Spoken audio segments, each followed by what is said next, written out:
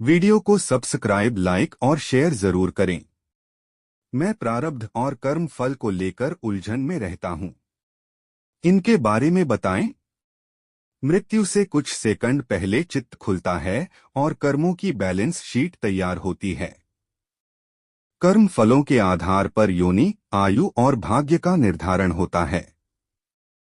अगले जन्म में कौन सी योनि मिलेगी, आयु कितनी होगी, भाग्य कैसा होगा, यह सब तय होता है।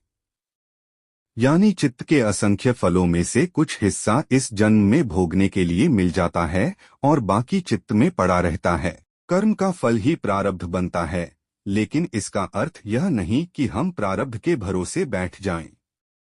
प्रारब्ध कर्मों का वह फल है जो भोगे जाने के लिए तैयार रहता है। पिछले कर्मों का फल आज का प्रारब्ध बनता है और आज का कर्म आने वाले कल का प्रारब्ध बनता है। कर्म अपना फल देकर शांत हो जाता है, लेकिन कई बार फल भोगते समय व्यक्ति उस फल के प्रति रागद्वेष कर बैठते हैं। इस वजह से कर्म का जो फल शांत होने वाला था वह नए कर्म बना देता है। असल में जब कर्म आसक्ति या अहंभाव से होता है तो वह चित्त में अपनी छाप छोड़ देता है, जिसको संस्कार कहते हैं। इनमें से कुछ कर्मों के फल फौरन मिलते हैं, जैसे पानी पीते ही प्यास बुझ जाती है, जबकि कुछ कर्मों के फल थोड़े बाद में मिलते हैं और बचे हुए कर्म भविष्य में कभी न कभी अपना फल देते ही हैं।